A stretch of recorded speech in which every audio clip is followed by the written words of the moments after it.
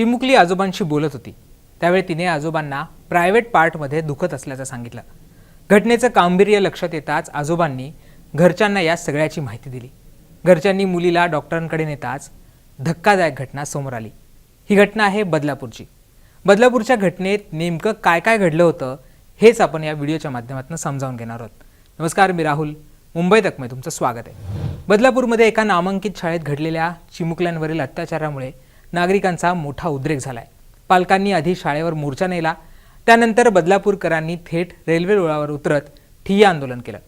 आरोपीला फाशीची शिक्षा झाल्याशिवाय ट्रॅकवरनं हटणार नाही असा पवित्रा नागरिकांनी घेतला। सकाळी 10 वाजल्यापासून आंदोलक हे आक्रमक झाले होते। हा व्हिडिओ शूट करेपर्यंत आंदोलकांनी रेल्वे मार्ग अडवून धरला होता। पोलिसांनी आंदोलकांना समजवायचा खूप प्रयत्न केला, परंतु आंदोलक त्यांना काही ऐकले नाहीत। त्यानंतर मंत्री गिरीश महाजन यांनी देखील कडक कारवाई करण्याचं आश्वासन दिल्यानंतरही आंदोलक रेल्वे ट्रॅकवरनं मागे हटायला तयार नव्हते। त्यामुळे हे प्रकरण आता चांगलंच तापलंय।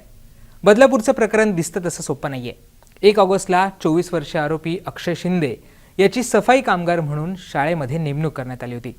12 आणि 13 ऑगस्टला 2-4 वर्षीय चिमुकल्यांवर या नराधमाने अत्याचार केला। एका चिमुकलीला तिच्या प्रायव्हेट पार्टला त्रास होत होता। तिने तिच्या आजोबांना घडलेला प्रकार सांगितला।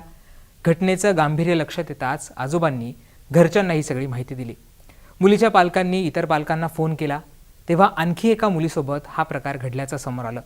मुलीच्या घरच्यांनी तातडीनं खासगी डॉक्टरकडे धाव घेतली। डॉक्टरने मुलीची वैद्यकीय तपासणी केल्यानंतर मुलीवर लैंगिक अत्याचार झाल्याचं डॉक्टरांनी सांगताच पालकांच्या पायाखालची जमीन सरकली। पालकांनी स्थानिक मनसे नेत्यांच्या मदतीनं शुक्रवारी मध्यरात्री 12:30च्या सुमारास पोलीस स्टेशनमध्ये धाव घेतली। पोलिसांनी पालकांची तक्रार नोंदवून घेण्यास उशीर केला। त्यानंतर पोलिसांनी तपास सुरू केला। तपास सुरू केल्यानंतर शाळेतलं CCTV देखील बंद असल्याचं लक्षात आलं। पोलिसांनी तपासाची चक्र फिरवली, आरोपीचा शोध घ्यायचा प्रयत्न केला। त्यानंतर आरोपी अक्षयला त्याच्या राहत्या घरामधनं पोलिसांनी उशिरा अटक केली। ही घटना समोर आल्यानंतर नागरिकांचा उद्रेक झाला। बदलापूरच्या नागरिकांनी बदलापूर बंदची हाक दिली होती। मंगळवारी सकाळपासूनच आंदोलक हे स्टेशनवर जमायला सुरुवात झाली होती। आंदोलकांनी रेल्वे मार्ग रोखून धरला, त्याचबरोबर आरोपीला तात्काळ फाशी देण्याची देखील मागणी केली। दरम्यान या प्रकरणात पोलीस आता कसून तपास करतायत, त्यामुळे हे प्रकरण आता फास्ट ट्रॅक कोर्टात चालवण्यात जाण्याची देखील शक्यता आहे। तुम्हाला या सगळ्याबद्दल काय वाटतं?